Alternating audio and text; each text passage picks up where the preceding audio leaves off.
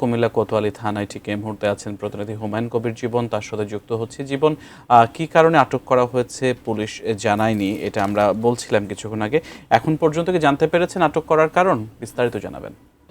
আপনাকে ধন্যবাদ জানাচ্ছি। আমি এই মুহূর্তে আছি কোতোয়ালি থানার সামনে, যেখানে আজকে যে আদর্শ সদর উপজেলা বিএনপির সভাপতি রেজাউল কায়েমকে তার নিজ বাড়ি থেকে পুলিশ তাকে জিজ্ঞাসাবাদের জন্য আটক করে কোতোয়ালি থানায় এনেছেন এবং সকাল 11টা থেকে এখন প্রায় 7টা বাজতেছে, প্রায় 6 ঘন্টা এখনও কিন্তু ওসি কোতোয়ালির যে অফিস রুম, সেই রুমে তাকে রাখা হয়েছে। সেখানে কিন্তু আমরা অনেকবারই আমরা জানার চেষ্টা করেছি যে আসলে এই রেজাউল কায়েমকে কেন আটক করা হয়েছে, সে বিষয়টি কিন্তু পুলিশ সুনির্দিষ্টভাবে এখনও কিন্তু বলেনি। তবে আমরা যতটুকু অভিযোগ শুনেছি এবং বিভিন্ন তার দলীয় নেতাকর্মীদের কাছ থেকে শুনেছি, এছাড়াও যারা দলীয় উচ্চ পর্যায়ে যে সকল নেতা আছেন তাদের কাছ থেকে আমরা জানতে পেরেছি যে শাসনগাছা যে বাস স্ট্যান্ডের যে ইজারা রয়েছে, সেখানে ইজারা জটিলতার কারণে হয়তো তাকে এখানে জিজ্ঞাসাবাদ করার জন্য আনা হয়েছে এবং এখনও কিন্তু আটক বা গ্রেপ্তার কিন্তু এখনও দেখানো হয়নি। তবে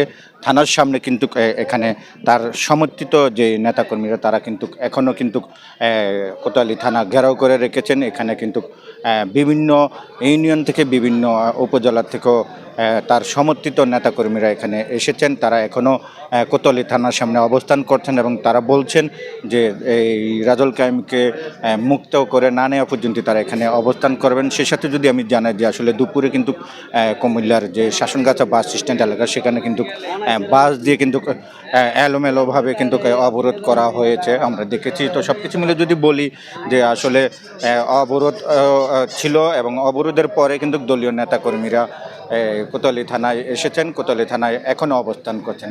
আমরা হয়তো পরবর্তী সংবাদে হয়তো জানাতে পারবো যে আসলে রেজাউল কায়েমকে কেন থানায় আনা হয়েছে এবং মূলত কারণ কি, সেটা কিন্তু আমরা হয়তো পরবর্তীতে জানাতে পারবো। এই ছিল আমার কাছ থেকে সর্বোচ্চ সিয়াম।